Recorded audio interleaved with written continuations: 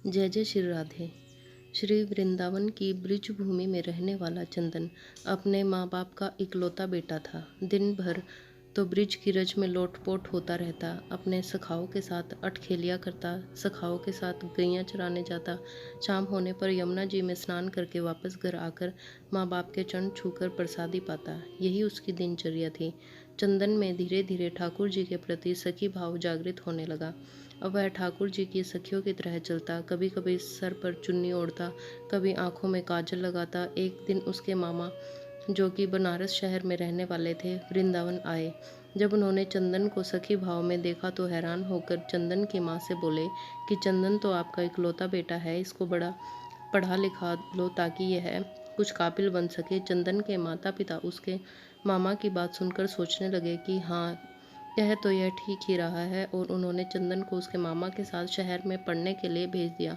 शहर में पहले तो चंदन का मन नहीं लगा, लेकिन धीरे धीरे उसका मन वहाँ लग गया और बड़े अच्छे से पढ़ाई करने लगा।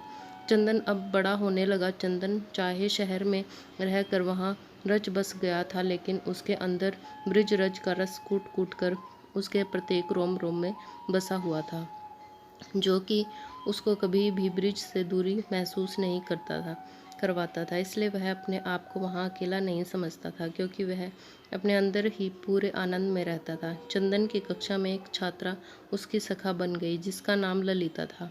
ललिता के माता पिता का बचपन में ही स्वर्गवास हो चुका था।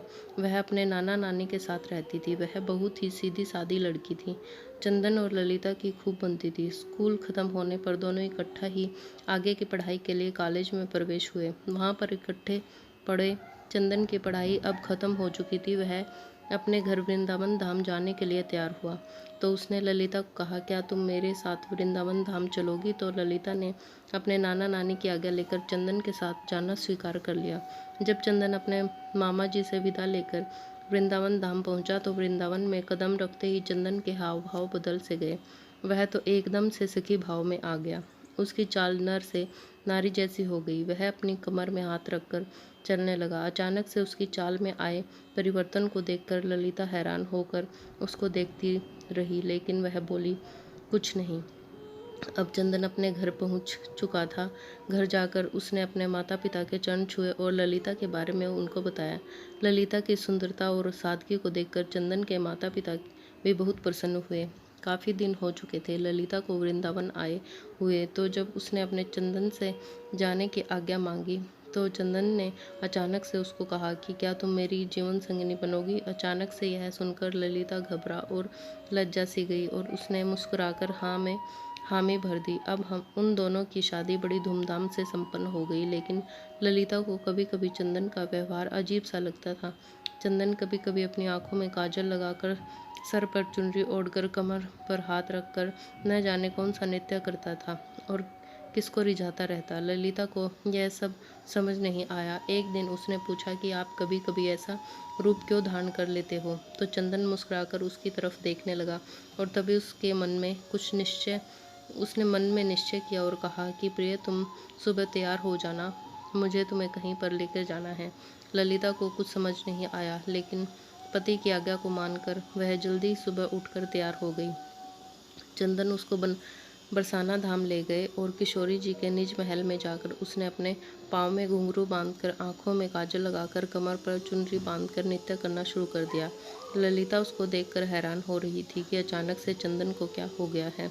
वह तो बस अपनी धुन में किशोरी जी के आगे नृत्य करता जा रहा था। उसका नृत्य इतना मंत्रमुग्ध करने वाला था कि वहां पर आए सभी भक्तजन ठिठक कर उसके नृत्य का आनंद ले रहे थे। बाहर से कभी कभी पवन का एक झोंका आकर चंदन के नृत्य का आनंद ले जाता और कभी कभी सूरज की किरणें अंदर आकर चंदन के पैरों में बजते नूपुर से निकली राधे राधे की ध्वनि को सुनकर आनंदित हो जाती। जब चंदन थोड़ा शांत हुआ तो उसने ललिता को बताया कि यह हमारी लाडली सरकार है, इनको नमन करो। ललिता को तब भी कुछ समझ नहीं आया। वह कभी भी असमंजस में थी। किशोरी जी की को प्रणाम करके वह वापस वृंदावन आ गए। दूसरी ओर उसी शाम ठाकुर जी और किशोरी जी यमुना जी में नौका विहार करने के लिए निकले। नौका बहुत ही सुंदर तरीके से सजी हुई थी। नौका में चारों ओर कमल और मोगरे के फूल लगे हुए थे।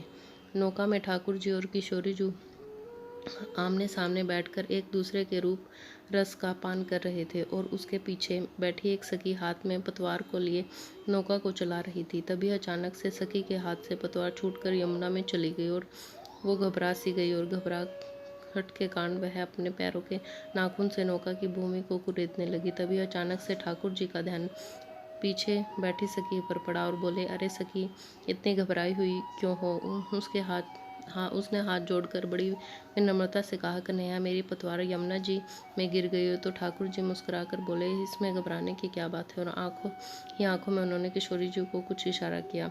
अब एक तरफ से किशोरी जी ने, दूसरी तरफ से ठाकुर जी ने अपने हाथ को यमुना जी में डाल दिया और वह दोनों अपने दोनों हाथों को पतवार की तरह चलाने लगे। झुकने के कारण किशोरी जी के सिर पर ओढ़ी चुनरी यमुना जी में भीग रही थी और इधर उधर दूसरी तरफ ठाकुर जी का गले में पड़ा पीताम्बर यमुना जी में भीग रहा था।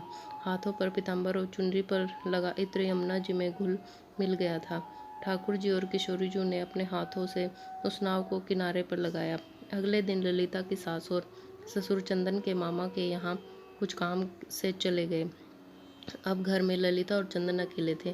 चंदन सुबह सुबह ही अपने काम पर चला गया और ललिता हाथ में मटकी को लेकर यमुना जी से जल भर कर लेकर आई। आज घर में कोई नहीं था, इसलिए वह ललिता ने मटकी में से जल को थोड़ा सा पिया तो उसमें इतनी सुंदर इत्र की खुशबू को महसूस करके वह बहुत प्रसन्नता से भर गई और धीरे धीरे उसने उस मटके में से काफ़ी जल पी लिया। और जब थोड़ा सा जल शेष बचा तो उसका ध्यान मटकी में पड़ा तो वह देखती है कि नौका में बैठकर विहार करते किशोरी जी और लालजू नजर आ रहे हैं। ललिता घबराकर दीवार के सहारे टेक लगाकर खड़ी हो गई। उसको कुछ सूझ नहीं रहा था। मटकी से पिया हुआ जल धीरे धीरे अब उसके पूरे शरीर में फैल गया था। उसकी आंखों में न जाने कौन से अश्रु धारा बहने लगी। इतने में चंदन बाहर से आया और अपनी पत्नी को ऐसी दशा देखकर उसने पूछा, प्रिय, क्या हुआ? ललिता के मुख से कुछ भी न निकल रहा था, परंतु उसके होठ कुछ कहने के लिए फफका रहे थे।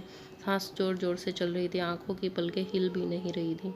चंदन ने जब उसको झिझोड़ कर बार बार पूछा तो उसने मटकी की तरफ इशारा किया। चंदन ने जब मटकी की तरफ देखा तो उसको भी मटकी में ठाकुर जी और किशोरी जी की नौका विहार की छवि दिखाई दी और वह झूम झूम कर नाचने लगा। और ललिता को पकड़कर उसने खींचकर जोर से अपने अंक में बींच लिया और कहने लगा कि प्रिय, आज तुझे ब्रिज ने स्वीकार कर लिया और आज तुझे मेरी श्यामा श्यामजू ने स्वीकार कर लिया। ललिता कुछ समझ नहीं पा रही थी और चंदन की तरफ देखी जा रही थी। तो चंदन ने उसको समझाते हुए कहा कि तुम्हारे कोई पुण्य कर्म थे जो तुम्हें ब्रिज में कदम रखने का सौभाग्य प्राप्त हुआ, लेकिन ब्रिज में कदम रखकर तुम्हें सुख प्राप्त हो रहा था, लेकिन वह उस सुख को आनंद में बदलने के लिए तुझे किशोरी जी की आज्ञा की प्राप्ति जरूरी थी। इसलिए मैं तुझे बरसाना धाम ले गया था ताकि तुझे भी वहाँ पर किशोरी जी का आशीर्वाद प्राप्त हो। यह उन्हीं की कृपा प्राप्ति है जो आज तुम्हें ठाकुर जी और किशोरी जी के नौका विहार के दर्शन इस मटकी में प्राप्त हुए, क्योंकि आज तुझे ठाकुर जी और किशोरी जी ने अपना लिया है। जो यमुना जी का जल धीरे धीरे उसके शरीर में प्रवेश हुआ,